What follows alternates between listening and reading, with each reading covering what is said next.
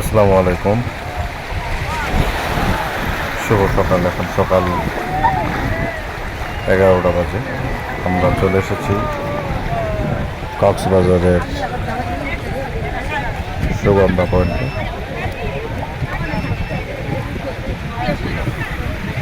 আপনারা দেখতে পাচ্ছেন যে ঘোড়ায় চড়ে কিছু মানুষ এখানে আনন্দ উপভোগ করতেছে। আসলে এখানে ঘোড়ায় চড়তে কিছুক্ষণের জন্য আনন্দ নিতে অনেকেই ভালোবাসে। আর দেখতে পাচ্ছেন অনেক লোকের সমাগম এখানে।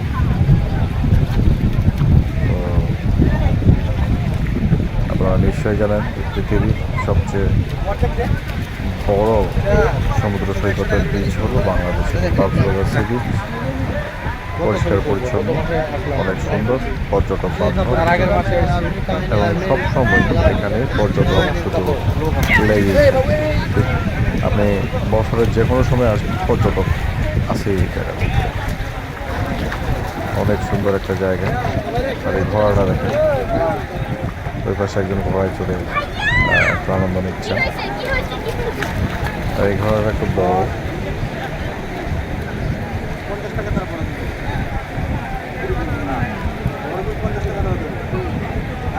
এই ঘোড়া এখানে শুধু একটা না, এখানে বেশ কয়েকটা ঘোড়া আছে। এই বিচ এবং আপনার নিশ্চয় জানেন কক্সবাজারে ঢুকে প্রথমেই আপনি পাবেন হলো কলাতলি।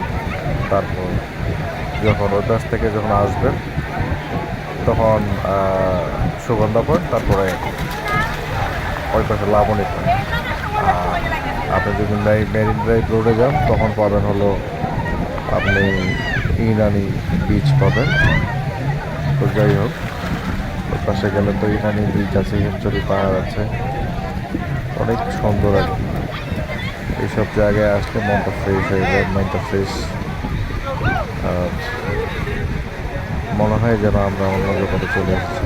যারা বিশেষ করে পানি এলাকার মানুষ না আগে তারাই এই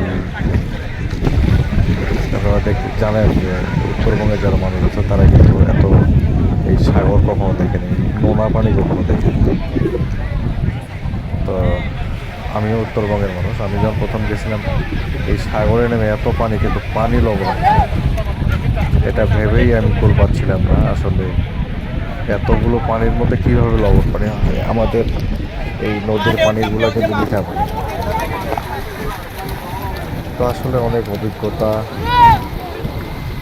অনেক মনোমুগ্ধকর পরিবেশ উপভোগ করেই কিন্তু আমি এখানে প্রথমে এসেছিলাম এবং এবার যখন এসেছি ঠিক সেটাই, একটু মনোমুগ্ধকর পরিবেশ ও মাইন্ডটা ফ্রেশ করার জন্য।